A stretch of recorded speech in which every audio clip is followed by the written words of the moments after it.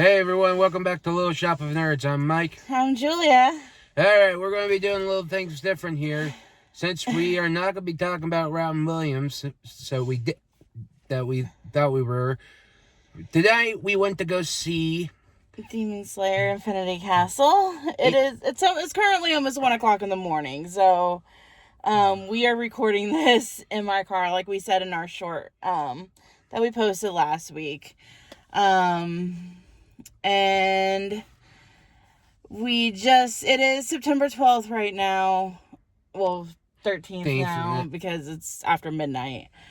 But we did go see Demon Slayer Infinity Castle, and we're going to talk about it. It's a 2.5 hour movie, and it was fucking worth it. It felt like 3 hours because of those damn previews. Yeah, the previews sucked ass. Like, we don't care about that. We care about the movie we're there to see. Well, either way, let's start it off. So I have read the manga, and this actually followed the manga pretty well. So it starts off with Gyome and how Yubashiki was telling him that he how that they're not going to be able to defeat Muzan by cutting off his head, which we saw that at the end of the Hashira training arc.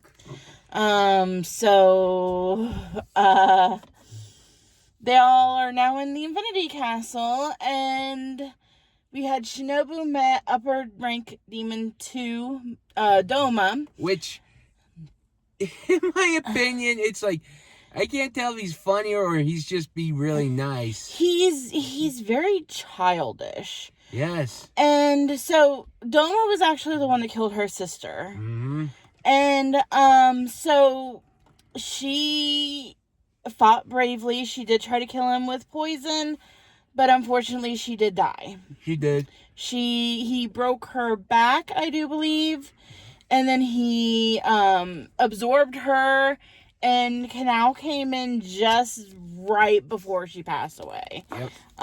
And watched her die. So, Shinobu is out of the running. I think most of the movie was the Akaza versus Tanjiro and Gyu fight. Yeah. Like, that was a pretty epic fight. I agree. In the manga and in it being animated. Yes, and we see what Akaza's tragic backstory, like they do in every Demon Slayer movie, episode. Yeah, so, Akaza was actually, he was a thief when he was alive. He was 11 years old. He was trying to get money for his father's medicine because his father was sick. Well, eventually his father just ended up hanging himself. Yes. And I think that was to keep Akaza from continuing to steal and stuff like that. And so he ended up leaving, went to a different city, and he got taken in by, I can't remember his name, but this guy who owned a dojo ended up taking him in. He was supposed to take care of his daughter, and it was basically just a whole big, like, so you had this, so the fight was just Akaza, and then he remembered his, like, it was, Akaza was just trying to kill everybody, then he remembered his his past, which, like I was saying, he got taken in by some guy that owned a dojo, who was voiced by Channing Tatum, by the way. Yes. Who became his father-in-law. Yeah, well, almost. Almost became his father-in-law. Yeah, because they hadn't gotten married yet. So the little girl that Akaza, like, his name was... Starts with a K. It started with an H. But the little girl, Koyuki, he was taking care of her. They eventually fell in love with each other. And then the guy that took him in, that owned the dojo, had actually said, hey, I want you to take over my dojo, marry my daughter. And he agreed. he went to go tell his father's grave that he was going to get married, that he had turned his life around like his father had wanted him to. And he was only gone for like 2 days, I think. And then he showed up to find that they had died because a neighboring dojo had poisoned their water because they wanted that land for their dojo, apparently. So, of course, he fucking lost his mind, went over there. And he annihilates everyone, like, with his bare hands. There's a guy who's telling what happened. They say they couldn't identify them, like, they couldn't find their body parts. There were some body parts that were missing, brain matter, eyes, jaws. Like, this... Demon Slayer has never been shy on the gore, but this movie decided that it was gonna crank that up to 100. Yep. And like this is nothing compared to what we will see in later movies. Mike has no idea what's gonna happen, but I do, because I have read the manga, so I know how it all ends. And if you guys have read the manga, you know how it ends. But this was just like gore. Like, the gore factor was just like off the charts. And I know there were some children in there. Yeah. I mean, this movie is rated R. Even if it is an animated movie, you probably still shouldn't take your kids to go see an R-rated movie. See, this is why parents don't... I know. They did it with Deadpool. They've done it with a lot of other movies. No, well, that, and also, people who don't understand anime think anime's for kids, but I'm like, not really. Yeah, not... Like, don't let the title fool you. Like, there are some out there for children. You know, Pokemon, Sailor Moon. Okay, the older Sailor Moon. Digimon. Digimon, yeah. But then you get some with cute titles like Madoka Magica or Happy Sugar Life, and those... Finding Neverland. Yeah. No, not... Promised Neverland. Yes, Promised Neverland. And those kind of aren't for children. Mm-mm. And I mean, I suppose Demon Slayer would be okay, but this movie just the gore, I was expecting it to be bloody, and it definitely did. So, there was a part where Tanjiro was talking about, or he was remembering something that his father had taught him about seeing, like, the transparent world.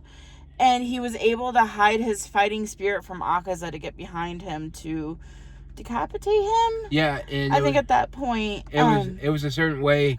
It was his father, then Nosuke, how he was saying how a lady snuck up behind him because she didn't have a fighting spirit. Or the intent to kill. Intent to kill. Yeah. And pretty much that's what Tanjiro learned from his dad. Yeah. So, and then the little black-haired girl, you know, because Yuba Yoshiki had 5 children. 4 of them had white hair, and then the one blonde hair or black-haired little girl was actually a boy. Mm-hmm. They were hiding his identity to keep him safe until he took over. So he's still fairly young. And he took over. Tengen and Rengoku's father, Kyojiro's father, Shinjiro, were protecting them. And then Urokadaki was with Nezuko. He had given Nezuko an antidote to turn her back into a human. No, we're never going to see his true face. Do you know why that is? Because they say his face is not intimidated. Yes. And I have actually seen, I think, official art of his face. We might not ever see it, but, you know, yeah, that's the reason why we never see his face, is because he looks too soft. Yep. So then we see fucking Zenitsu. Like, he is locked the fuck on. So the little bitch that he's fighting, Kaigaku, was the same kid that betrayed Guillaume and Guillaume's backstory, and then he was the one that was harassing Zenitsu when they were studying thunder breathing. And you know what's funny? Zenitsu's awake through all of this. Mm-hmm. And he made a new breathing technique. Yeah, because thunder breathing only has 6 forms. Zenitsu can only do 1. Kaigaku can do all of them but Except one. And that's the one that, that's form 1, which is what Zenitsu can do. But then Zenitsu made a 7th form, and he was able to decapitate Kaigaku and avenge his his grandfather. Well, I mean, it's not his real grandfather, but... He kind of looks like him. Yeah, it's the guy that basically raised him. Yeah. Helped him out when he was in debt. So he was able to avenge, his teacher, and it was kind of sad because, that bright light there's a car that's like right in that's ahead of us. He ended up committing seppuku, which, if you guys don't know what that is, it's what samurai used to do. It was like an honorable type of death, but you normally would have, as you were cutting open your stomach, you would normally have someone else behind you, and they would cut off your head so you didn't suffer.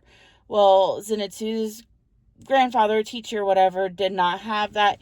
He ended up suffering, and he bled out and died. Yep. So, Zenitsu was really upset about that. And, I mean, I would be too. But he was able to, like we said, he was able to avenge him. And then he had kind of like a moment with his grandfather. And he told Zenitsu that he was his pride and joy. And then Yashiro showed up and is trying to save his life. Yep. Tamayo is currently fighting, or she's trying to fight Muzan, but she is also being absorbed. Yep. Then we got the one demon that looks like Tanjiro. Oh, Kokoshibo. Yeah, we see him. And he's the one that turned Kaigaku into a demon. Muzan was the one that turned Akaza into a demon.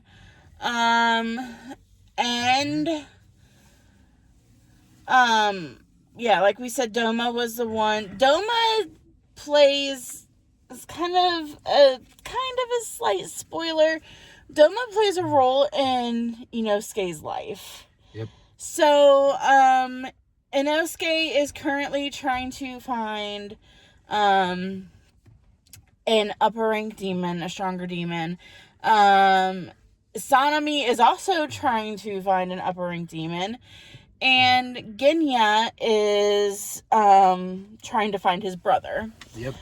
Guillaume and Tokito are together. Giyu and Tanjiro are together. They are now passed out because that fight against Akaza took a lot out of him. Like, he excuse me, he was fighting to kill. Yep. And I mean, there's really not a whole lot that we can really talk about because it was mostly just like fights. Yep. But UFO Table, like, freaking, like, knocked it out of the fucking park. Like, the animation was amazing. The only thing I didn't like was that people were talking during the movie. I agree. It was annoying. Like, people needed to shut the fuck up because we're trying to enjoy the movie. Yep, and pretty much I give this movie a 10 out of 10. Definitely 10 out of 10. I do like the gore, the fights, and And also, even only if Nosuke was only in there for a few seconds, come on. I mean, we're gonna see more of him in the next one, in the next movie, because another slight spoiler, he does meet up with Kanao. Yeah, at least he didn't eat the crow that he was chasing. Yeah, I mean, yeah, he was trying to. Yeah. Oh, yeah. So the crows are in the Infinity Castle, and they have these pieces of paper on their head, and the kids, the Yubashiki kids, they also have these papers on their head, and what it is it's Yashiro's eyes. So they are able to see, as long as the crows have them, then the kids can see them. So then the crows are relaying information. So they were the ones that relayed that Shinobu had passed away. And they are the ones that announced that Tanjiro and Gyu have defeated Upper Rank 3. But they were passed out. Obanai and Mitsuri are together as well. They did fall into the Infinity Castle together. Yep. So, they have stuck together. But, yeah, so there's just not really a whole lot that we can say just because of the fight. Like, this is something you guys, if you haven't seen it yet, you guys need to go see it, like, now. I mean, I know this is coming out, like, a week after, the movie has come out. So I'm hoping that a lot of you have already seen it. But if you have not, like, definitely go see it. Or just wait until it comes out on Crunchyroll. Because I'm going to assume it will probably be out on Crunchyroll pretty soon. Yep. I definitely want to see it again. When they were showing Mugen Train here back in May, I went and saw it 3 times over the weekend that it was out. So the first time I went with Charlie, and then I went by myself, and then I went with my best friend Janae, and we went and seen it 3 times. I saw it 3 times, and I was okay with that. And I would definitely like to see Infinity Castle more. It was just, yep. It was amazing. It was good. And now we have to wait at least 2 years for the next one to come out. Shit. Well, I mean, it took them 3 years to make this one, because they were working on this back when the Entertainment District arc came out. So that's been about 3 years ago. Yep. And I mean, I know that a movie this long and that's complicated, I know it's going to take some time to do. Yeah. So, yeah, we're just gonna have to wait and see. And I can't even, because I know what's gonna happen. Yeah, okay. And I'm not ready for what's gonna happen in this next one. And if you guys know, you know. If you've read the manga, you know what's coming up. There's gonna be a big fight.